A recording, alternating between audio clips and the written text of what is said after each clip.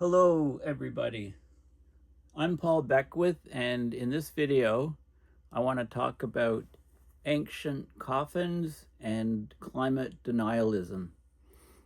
And let's get started first with these tree rings from ancient coffins offer clues to the Earth's past.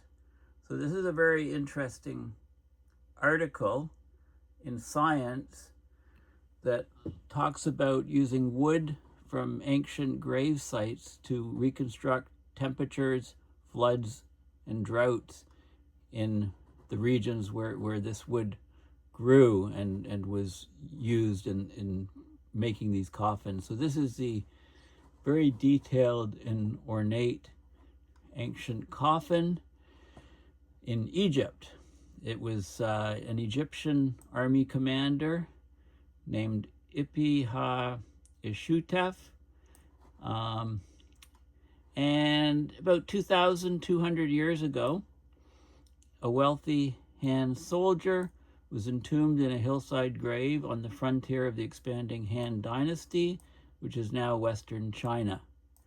His tomb was filled with gold coins and emblazoned with ornate calligraphy. But what interested a researcher at the Chinese Academy of Sciences, heading the tree ring laboratory, was the wood in this coffin.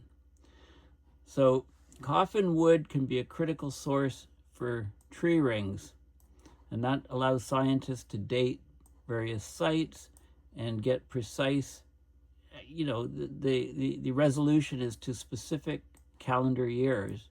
And you can get information about the region's environment and climate during the lifetime of the tree that makes up the wood in that coffin. So the thickness of the rings from the Han soldier's pine coffin and hundreds of others like it have, for example, revealed that from 2700 before Common Era to 77 Common Era, the average humidity levels were 18 to 34% higher than today's. And that may have allowed them to expand westward. So it was barren desert, and then there was a time of a humid and wetter world, and then back to a barren desert, which it is today. So this is climate insight over 2,000 years, from over 2,000 years ago. And this was published in the Proceedings of the National Academy of Sciences. So it's one of many studies on using wood in ancient coffins. So the study of these tree rings is done by dendrochronologists, dendro being tree, chronologist being dating. They piece records together from long-lived trees and logs that are either naturally buried or preserved in ancient structures. So wooden coffins can provide data in places where other records are missing. Right? Due to historical deforestation and a lack of long-lived timber, existing coffins often provide the only high-resolution, like year-to-year, evidence of regional environmental change. So, of course, as trees grow, their growth rings vary in width according to temperature and moisture. They also capture fluctuating levels of radioactive carbon-14, and can record stresses like earthquakes and things. So when solid timbers are preserved, the scientists measure every tree ring on a cross-section of the timber by matching the widths of the tree rings and other properties. That gives an idea of growth rates in that particular year, which can then be related back to the climate, the humidity and temperatures at which the wood is growing thousands of years in the past. So coffins are a ready source of ancient wood, providing an immense amount of data. There's this Egyptologist, Paul Kreisman, dendrochronologist at the American Center for Research, strong advocate for using wood coffins to identify ancient Egypt's past. So a few years ago, they used 4,000-year-old cedar planks from a coffin in Egypt, and the tree rings allowed them to, for a similarly aged funeral boat, allowed them to tease out what happened during the time of the pharaohs. So there's 2,000-year-old chronologies from China, and they've been studying this for 5 years. That could indicate there's a so-called medieval climate anomaly, the MCA, a very strange warming period from about 950 to 1250 Common Era. This is in Western Europe. This warming may have aided the Viking colonization of Greenland and Newfoundland. So the Viking sagas, the explorations, the plundering and pillaging, 950 to 1250. This coincides precisely with the Viking time period. Okay, so did this result from the medieval climate anomaly? Okay, so they looked at, so in this particular study, they looked at coffin wood planks of Chinese fir from 3 tombs across central and eastern China. They radiocarbon dated the samples, compared them to known atmospheric radiocarbon dating stretching back tens of thousands of years. This is called wiggle matching. You look at the wiggles over time and you match them. So the coffin tree rings were formed between 941 and 1388 Common Era. There was a surge of radiocarbon in 993 Common Era because it was a barrage of cosmic rays. I should do a separate video on cosmic rays, the effect on this particular radiocarbon dating method and on climate. So they got a spike, radiocarbon spike in the rings, so they could do a precise chronology of climate back in that time period. So there were wild swings in atmospheric moisture. Extreme weather events like droughts and floods that presently plague the region likely also did so in medieval times. And the coffin wood is often imported from other areas. So ancient Egyptian coffins that were often made from Lebanese cedar, medieval coffins in Belgium imported from Germany. But there is a lot of science to be done and a lot of tales to be told by these coffins. Okay, so some fascinating insights. And this is the study of dendrochronology. I'm just looking at images, and there's a great image here which displays, what's basically happening. So you have a living tree going back a certain time period, and you can get all these different tree rings and, wet years, lots of growth, the separation is large. Drought years, maybe cold temperatures, very small gap between rings. And then so you have this living tree, you have a dead tree, and you could match all of the layers here to here in the different trees. So then this dead tree carries you back further.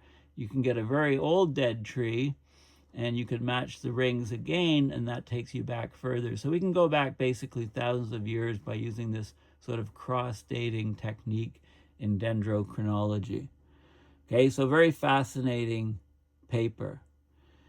Now I'm going to talk about climate denialism.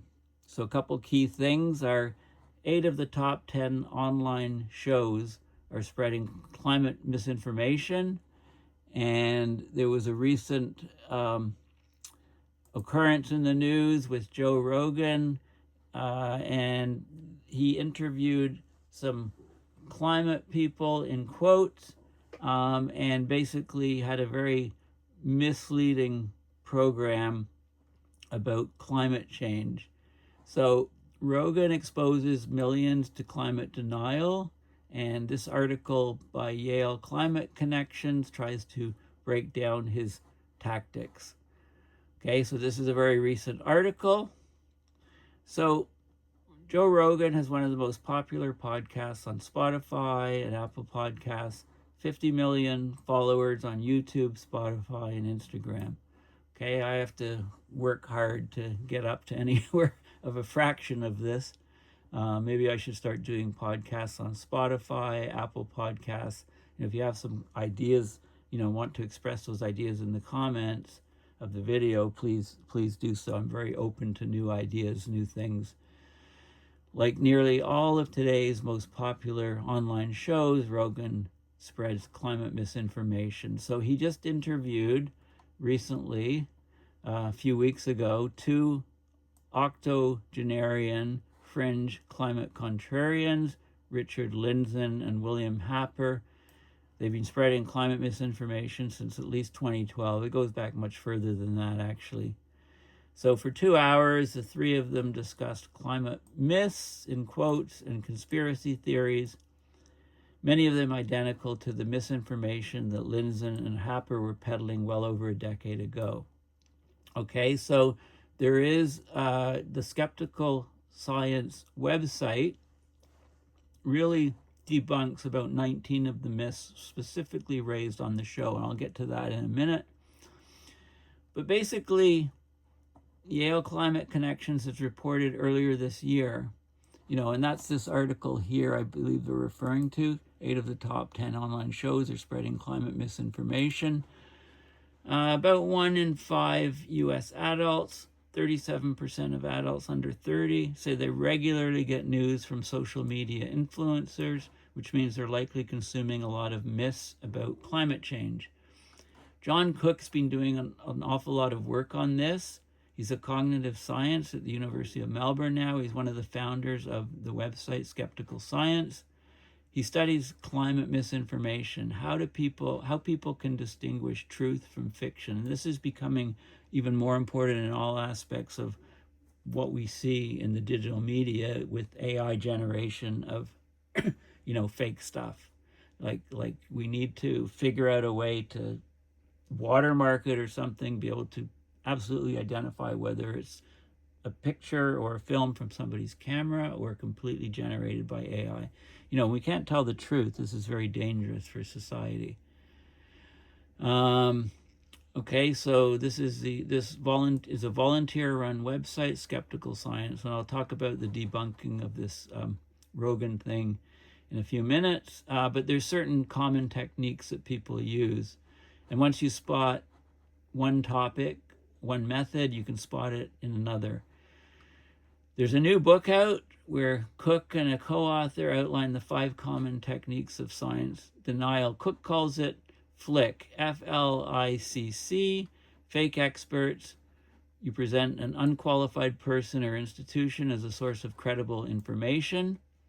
There's logical fallacies. Those are arguments where the conclusions don't logically follow from the premise. So you talk about a lot of different logic, and then suddenly there's a huge leap to a fallacy at the end, which the argument is not supporting. Impossible expectations, that's demanding unrealistic standards of certainty before acting on the science. There's always going to be some level of uncertainty. Cherry picking, of course, carefully selecting data that appears to confirm one position while ignoring other data that contradicts that position. Very common. And of course, conspiracy theories, an explanation for a situation that rejects a consensus view in favor of some secret plot by powerful groups with a malevolent goal. So FLICC for short. And if you audiences need to be on the lookout for this, and if you are, you're better prepared to notice and challenge misinformation. Okay, so Rogan's podcast, fake experts, right? They argue that his podcast invites fringe, unqualified climate contrarians.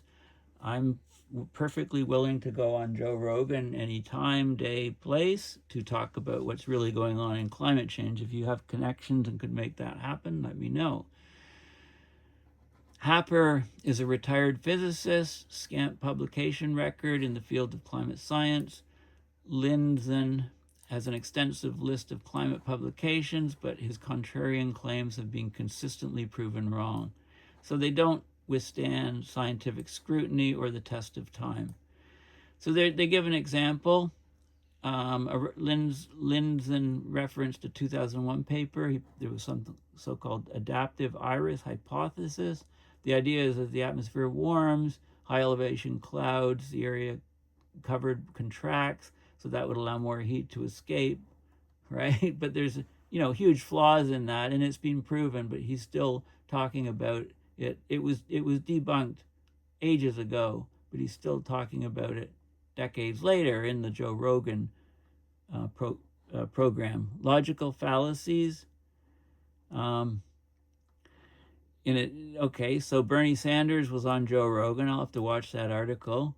The logical fallacy was Rogan was insinuating that because Earth's climate has changed naturally in the past, present-day climate change must also be natural. The reality is that the Earth's temperature has never been static. It's always been up and down. Well, this is like claiming that because lightning causes some wildfires, there's no such thing as arson. Impossible expectations. Rogan claimed that climate models have been wrong, global warming predictions can't be believed.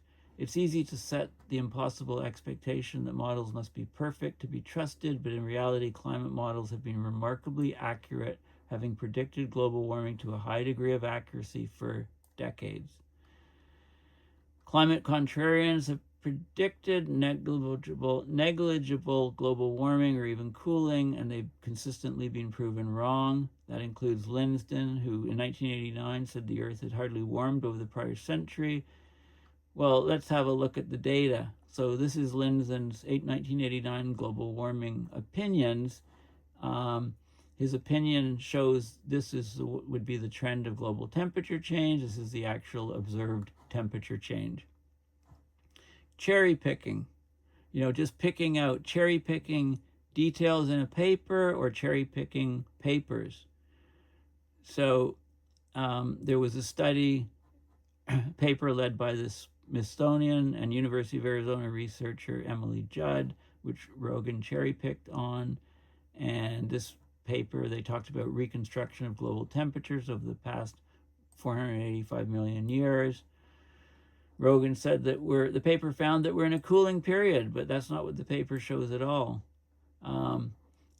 Temperatures declined for about 50 million years, according to the Judd paper, until about 300,000 years ago, when they stabilized and modern humans began to evolve, and today's rate of warming is unparalleled. Okay. Judd actually said, in the same way as a massive asteroid hitting the Earth, what we're doing now is unprecedented. And then you have the conspiracy theories, okay? The motivations between climate-concerned research, it's being done for money or whatever, to get large grants, stuff like that, and anybody that talks about the mainstream view is branded as being like an unthinking sheep. Okay, so, that's crazy, because when you think about it, it's very laudable, commendable to research a topic to get better informed, but people have limited time and capacity. So it's actually reasonable to defer to an expert consensus on a complex subject like climate change. And there's a typo here. This should be 99% of the experts agree that modern climate change is real and human caused. Okay, there's also a psychological effect called meta-ignorance. People with low understanding in a specific area tend to overestimate their knowledge. They're ignorant of their relative ignorance. Even when overestimating your own intellectual grasp of a topic, they reject an overwhelming expert consensus without strong justification. Okay, so there was Cook co-authored a book, The Conspiracy Theory Handbook, and he's got a new book, which I'll show you the link to. I mentioned it actually in my last video. In the paper on Conspiracy Theory Handbook, there's 7 traits of conspiratorial thinking that are summarized here, contradictory, overriding suspicion, nefarious intent, something must be wrong, persecuted victim, always a victim card, immune to evidence, reinterpreting, randomness. Okay, so these traits abound in conversations between Rogan and his guests. They argue. They talk about large amounts of money being spent on clean energy, nefarious intent on those who accept mainstream climate science, yet they never mention the numerous fossil fuel companies that are among the most profitable in the world, or that the industry spent $219 million in the 2024 U.S. election. That's about 100 times more than Clean Energy Political Action Committee spent. right? So the money in politics is just destroying the whole thing. Right? So anyway, so where does this leave us, right? Well, we need to kind of inoculate ourselves to this disinformation, misinformation. We need to metaphorically try to put a nail in the coffin of climate lies and climate disinformation, but that's a tall order. It's not going to happen anytime soon. So Cook is studying the psychology. How do we deal with this misinformation? It's not just on climate; it's on everything else as well. So, Skeptical Science. This is a post from November 5th, just last week. Debunking, Joe Rogan, Dick Lindzen, and Will Happer. So basically, they say that Rogan has one of the most popular podcasts on Spotify, Apple Podcasts, 50 million viewers, YouTube, Spotify, Instagram, like nearly all of the most popular online shows, and that links to the article I'll show you in a minute. Rogan spreads climate misinformation. So they actually went through the 2-hour interview, and they debunked 19 of the climate myths that were raised in the podcast. So they give the timestamp. A degree of global warming is a lot. Global mean temperature doesn't change much, but you focus on 1 degree, half degree, so it looks like something. Okay, that was the argument from Lindzen. Then he was arguing about what Guterres said at the UN for the next half degree, and then he says, between 9 a.m. and 10 a.m. in a day, I experience that change of temperature. So, what does it matter for the climate? Those sort of arguments, right? But seemingly small changes in Earth's average global temperature represent a tremendous amount of extra heat energy in the system, can cause large changes in the climate, extreme weather events. Like the last ice age was only 5 Celsius cooler than the present Holocene.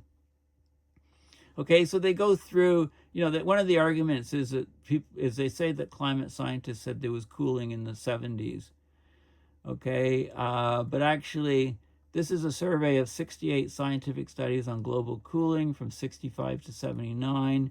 10% of them predicted cooling, 28% no stance, 62% said warming predicted. So, and they're saying that all the climate scientists were in this category when it was only 10%. So clearly misleading. And it goes on, water vapor and clouds killing cattle for the climate. So the claim was in the UK, they're getting rid of cows. They're forcing people to kill cows. There's consequences in Ireland. They have to kill half of their cattle. Well, there's 7 million cattle in Ireland. Irish Department of Agriculture proposed to cull 200,000 over 3 years to help meet the country's climate targets. That's like 3% of the nation's cattle, not 50%. And it never happened. They did reduce herds because of economic reasons by 276,000. Right, and then it goes on. Declining crop yields are more important than global greening. Earth becoming greener. So they're all looked here, and then the idea is they're now saying that instead of saying that climate change isn't happening, they're just saying it's a nothing burger. It's small amounts. It doesn't matter, and so on. Okay, this is the Hansen versus Lindzen. This is observed temperature is black. This is what Hansen's been saying. Matching very closely with observed temperatures. This is Lindzen, who was on the Rogan show. Again, way off. Okay, so anyway, it's a very useful article. I'll put the link in. It's well worth reading this in detail. This is a study saying greater than 99% consensus on human-caused climate change is in the peer-reviewed scientific literature. 99% consensus. And this is an article from about 4 or 5 years ago, Environmental Research Letters. Okay, study that was done. It's probably even higher now if the study was redone. And this is the Yale Climate Connections article from the spring. 8 of the top 10 online shows are spreading climate misinformation. And they talk about it, gone are the days when people say global warming isn't real. It was the primary claim of those most vocally opposed to climate action. As more people experience the firsthand effects of climate change, juiced up heat waves, hurricanes, wildfires, crop failures, there's a new kind of climate denial that's emerged. So rather than outright denying it, the most popular online influencers focus on other false or misleading messages like climate solutions won't work, climate change has some benefit, pollution reduction policies are tools for governments to control people, stuff like that. These new forms of denial make up 70% of all such claims on YouTube in 2023. It was 35% in 2011. So it's doubled in those 5 years between 2018 and 2023, and it's probably even worse now. This is according to the Center for Countering Digital Hate. 1 in 5 U.S. adults, 37% of adults under 30, say they regularly get news from social media influencers, according to the polling. Of the 10 most popular, 8 spread false or misleading information about climate change. This is analysis from Media Matters for America, a journalism watchdog organization. So this is a good image here. Climate opinions shared on the top 10 most popular online shows. It's actually much more than the top 10 are outlined in bold, and these are other. I don't see where I am on here. This is what, 1 million? I can't read. Anyway, these are right-leaning shows, are the reddish or pink, you can see, or brown. You can see they dominate. Left-leaning shows are the blue. Shows that have shared inaccurate climate information defined by Yale Climate Connections. They looked at the various shows here, and shows that shared accurate climate information. There was one here, and there was one here. Okay, so this is, this shows you the media environment and the climate opinions that are shared on those shows. So basically, it's a revamped playbook. Saying, who gives a hoot about climate? It's not so bad. It's happening, But I mean, the majority of Americans believe climate change is happening. They believe it's bad and action should be taken. So they're not being swayed by this so much. It's the young people that are. This is a number of claims identified on Jordan Peterson's channel. New denial. Lots of different new denial methods. Old denial is less and less likely. And the new denial is gaining more and more momentum.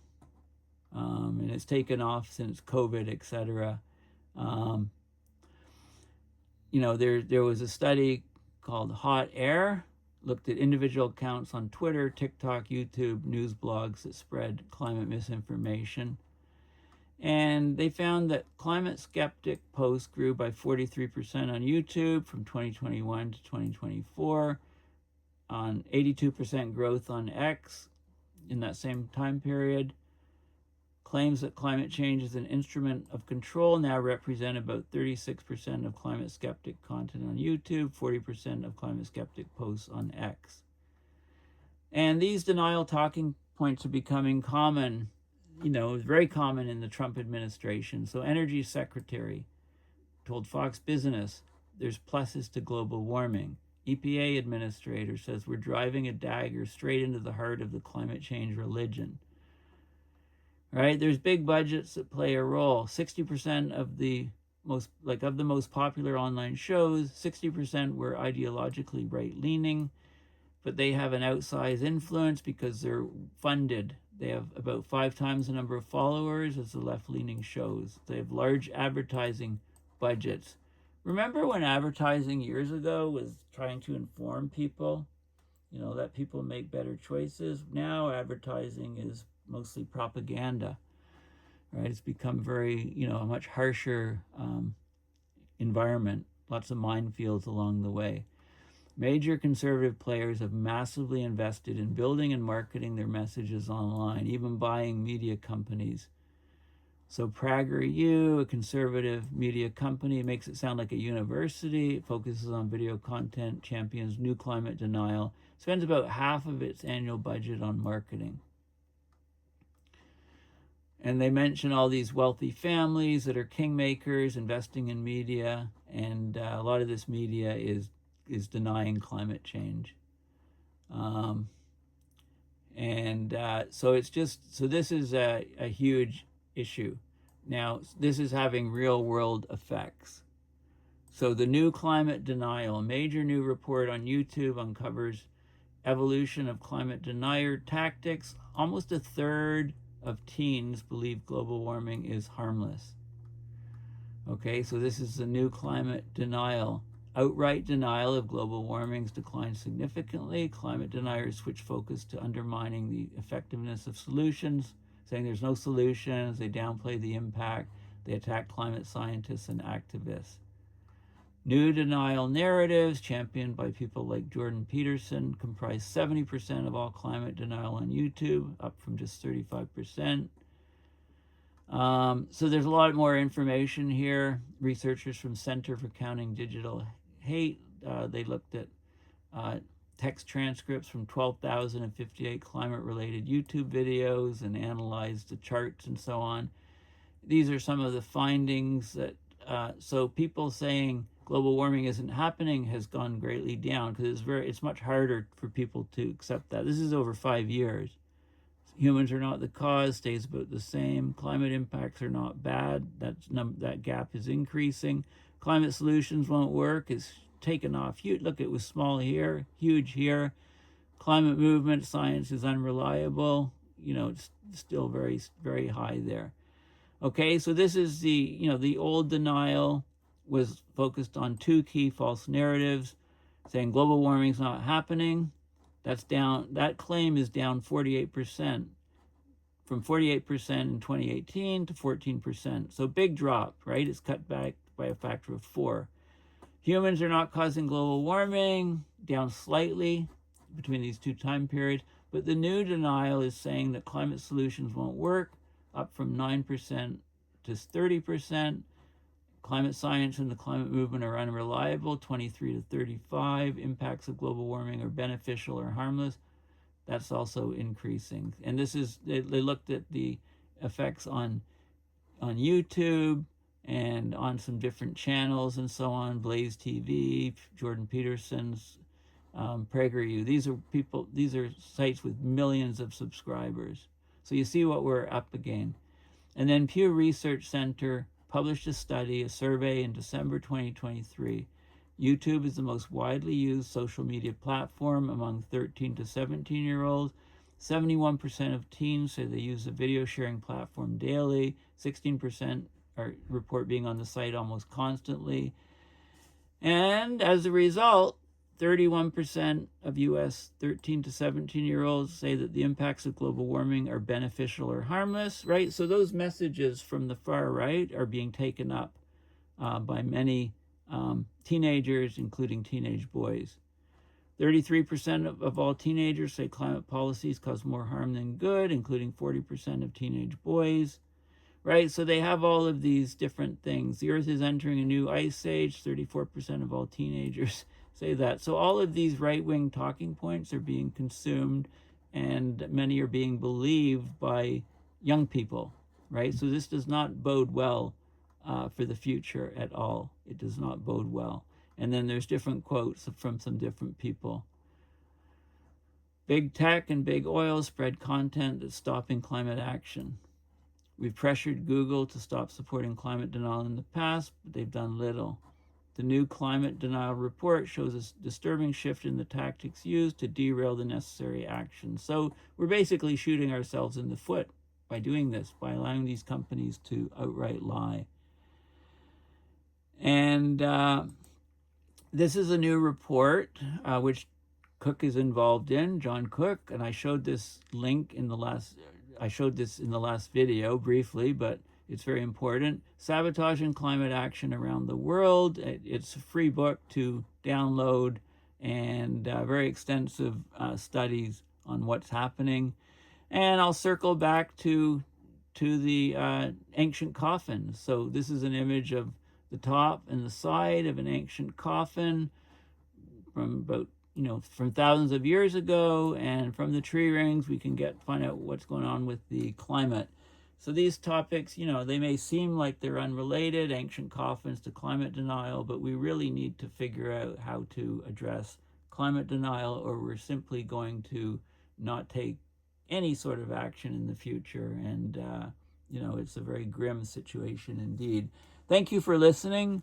Please go to my website, paulbeckwith.net, and donate to PayPal to support my research and videos. And more importantly, subscribe if you're not, and share it to people. I mean, you know, we're no competition right now to the major climate denial podcasts and media, and I think tactics need to be changed. You know, if you're media savvy, you know a lot about what can be done. You know, I'd love to talk to you and chat about what I can do to, you know, to greatly expand my reach with these videos and so on. So thanks for listening, and bye for now.